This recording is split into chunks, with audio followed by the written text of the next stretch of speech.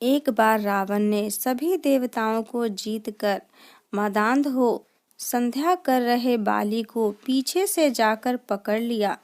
बलशाली बाली रावण को अपनी काख में दबाए हुए आकाश मार्ग द्वारा किष्किंधापुरी में आया और उस बंदी रावण को अपने पुत्र अंगद के लिए खिलौने के रूप में दे दिया।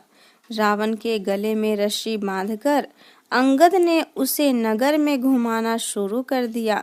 विश्व विजयी रावण की ऐसी हालत देखकर सभी नगरवासियों ने अट्टहास किया।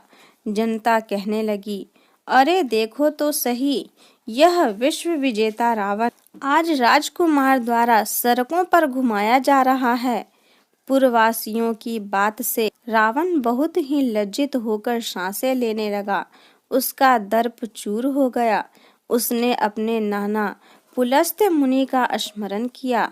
अपने नाती की दीन पुकार से मुनि को आश्चर्य हुआ कि उसके नाती की ऐसी दशा क्यों हुई।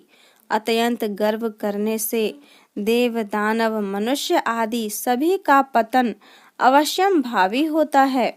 रावण के समीप आकर मुनि ने कहा कि तुमने मुझे क्यों याद किया है। रावण ने कहा, हे नाना जी, देवताओं को जीतने के कारण गर्व करने से मेरी यह दुर्गति हुई है। मैंने संध्या करते हुए एक वानर राज को देखा। पश्चिमी महासागर के तट पर मैंने उसे पीछे से पकड़ने की चेष्टा की, परंतु मैं ही उसके द्वारा पकड़ लिया गया।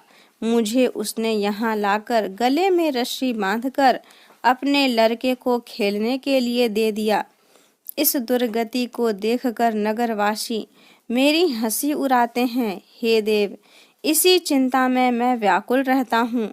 रस्सी में बंधे रहने के कारण मैं अशक्त हो गया हूँ। हे नाथ, अब मैं क्या करूँ? मेरे जैसा आपके वंश में कोई दूसरा कुल कलंकी नहीं है। अब आप ही मेरी रक्षा कर सकते हैं। पुलस्त्य ऋषि ने कहा, हे रावण, डरने की कोई बात नहीं है। मैं तुम्हें बंधन मुक्त करा दूंगा। यह बाली देवराज इंद्र के वीर्य से उत्पन्न है और पराक्रम में तुमसे बढ़कर है। इसकी मृत्यु महाराज दशरथ के पुत्र श्री राम के हाथों होगी। हे राक्षस राज, यदि तुम बाली के बंधन से छूटना चाहते हो तो मेरी बात मानकर संकटनाशक गणेश जी का व्रत करो। प्राचीन काल में वृत्रासुर के हत्या के प्रायश्चित स्वरूप इंद्र ने इस व्रत को किया था, अतः तुम भी इस संकटनाशक व्रत को करो। बहुत शीघ्र ही तुम्हारा कलेश दूर होगा। इस प्रकार आदेश देकर महर्षि वन में चले गए और इधर रावण ने व्रत का अनुष्ठान किया।